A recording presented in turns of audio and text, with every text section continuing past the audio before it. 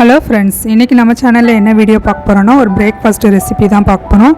வாங்க வீடியோக்குள்ளே போகலாம். இது நான் தோசைக்கு ஊற போட்டது. அதில் உளுந்து ஆட்டும்போது கொஞ்சோண்டு உளுந்து நான் எடுத்து வச்சுக்கிறேன் வடைக்காக. இப்போ நம்ம சட்னி செஞ்சிடலாம். அதுக்கு நான் ஒரு அரை மடி தேங்காய் எடுத்திருக்கேன், 4 பல்லு பூண்டு எடுத்திருக்கேன், 2 பச்சை மிளகாய் எடுத்திருக்கேன். பச்சை மிளகாய் நம்ம காரத்துக்கு தகுந்த மாதிரி சேர்த்துக்கலாம். ஒரு டேபிள் ஸ்பூன் அளவுக்கு பொரிகடலை, கொஞ்சோண்டு புளி எடுத்துக்கிறேன். இதுக்கு தேவையான அளவுக்கு உப்பு சேர்த்துக்கிறேன். இது நல்லா நைஸாக அரைச்சிடலாம். இப்போ நல்லா நைஸாக அரைச்சாச்சு. இப்போ இந்த சட்னி நம்ம தாளிச்சிடலாம். அதுக்கு பாத்திரம் அடுப்பில் வச்சுருக்கேன். பாத்திரம் ஹீட் ஆனதுக்கப்புறம் கொஞ்சம் கடுகு, கொஞ்சோண்டு வெங்காயம், கொஞ்சம் கருவேப்பிலை, ஒரு காஞ்ச மிளகாய் சேர்த்துக்கிறேன். இது நல்லா ஃப்ரை பண்ணிவிட்டு நம்ம சட்னி கூட சேர்த்தோம்னா நம்மளுடைய தேங்காய் சட்னி ரெடி ஆயிரும். இப்போ சட்னி கூட சேர்த்தாச்சு. இப்போ நம்ம தேங்காய் சட்னி வச்சாச்சு. இப்போ இது ஓரமாக இருக்கட்டும். நெக்ஸ்ட்டு நம்ம வடை எப்படி சுடுறதுன்னு பார்த்துடலாம். நான் முந்தின நாள் உளுந்து ஆட்டி வச்சுருந்த மாவு எடுத்து வச்சுருக்கேன். இப்போ அரை கப்பு போல் பெரிய வெங்காயம் சின்ன சின்னதாக கட் பண்ணி வச்சுருக்கேன், அதை சேர்த்துக்கிறேன். ஒரு கொஞ்சோண்டு மிளகு சேர்த்துக்கிறேன். கருவேப்பிலை பொடியாக கட் பண்ணி சேர்த்துக்கிறேன். பச்சை மிளகாவும் சின்னதாக கட் பண்ணி சேர்த்துக்கலாம். பச்சை மிளகாவும் நம்ம காரத்துக்கு தகுந்த மாதிரி சேர்த்துக்கலாம். இப்போ குழந்தைங்க சாப்பிடும்போது கையில் கடிப்பட்டுச்சுன்னா அவங்க சாப்பிட மாட்டாங்க. அதனால் நம்ம கொஞ்சமாக சேர்த்துக்கிறேன். இப்போ வடைக்கு தேவையான அளவுக்கு உப்பு சேர்த்துக்கிறேன். இப்போ இதை நல்லா மிக்ஸ் பண்ணிக்கலாம். மாவு தண்ணியாக இருந்த மாதிரி இருந்ததுன்னா கொஞ்சம் நம்ம அரிசி மாவு சேர்த்துக்கலாம்.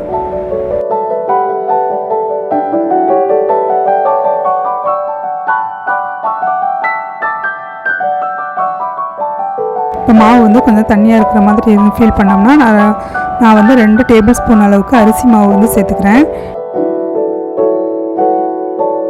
இப்போ இதை நல்லா மிக்ஸ் பண்ணியாச்சு.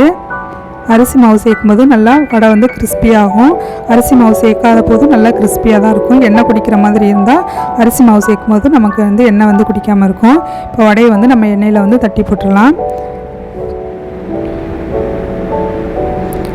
அடுப்பு நான் மீடியம் ஃப்ளேமில் வச்சுருக்கேன். வடை ஒரு சைடு வெந்ததுக்கப்புறமா நம்ம திருப்பி போட்டு இன்னொரு சைடு வேக வச்சு எடுத்தோம்னா நம்மளுடைய உளுந்த வடை ரெடி ஆயிரும்.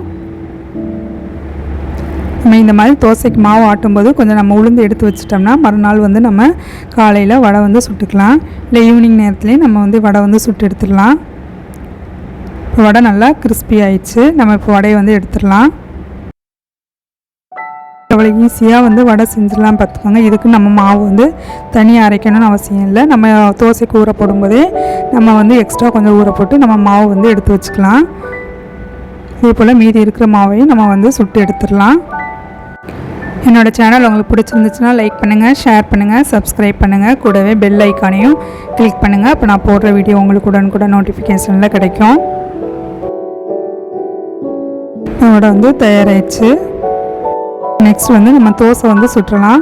தோசைக்கு மாவு எப்படி ஆட்டுறது, இட்லிக்கு எப்படி மாவு ஆட்டுறது என்னோடய சேனல்லையே வீடியோ இருக்குது. அதை நீங்களும் செக் பண்ணி பாருங்கள். இப்போ தோசை நம்ம சுட்டு எடுத்துடலாம். தோசைக்கு தனியாக இட்லிக்கு தனியாலாம் மாவு ஆட்ட தேவையில்லை. ஒரே மாவுலேயே ரெண்டுமே செஞ்சிடலாம். தோசைக்கு மாவு கொஞ்சம் தண்ணியாக இருக்கணும், இட்லிக்கு கொஞ்சம் மாவு கட்டியாக இருக்கணும். இப்போ தோசை ஒரு பக்கம் வெந்துருச்சு. இப்போ நம்ம இதை திருப்பி போட்டு வேக வச்சு எடுத்துடலாம். இதே ஆனியன் தோசை வேணால் நம்ம மேலே ஆனியன் கட் பண்ணி போட்டோம்னா நமக்கு ஆனியன் தோசை ரெடி ஆயிடும். நல்லா கிறிஸ்பியான தோசை ரெடி ஆயிடுச்சு. நீங்கள் பிரேக்ஃபாஸ்ட் தோசையும் வடை சட்னி தயாராகிடுச்சு. நீங்களும் உங்கள் வீட்டில் ட்ரை பண்ணி பாருங்கள்.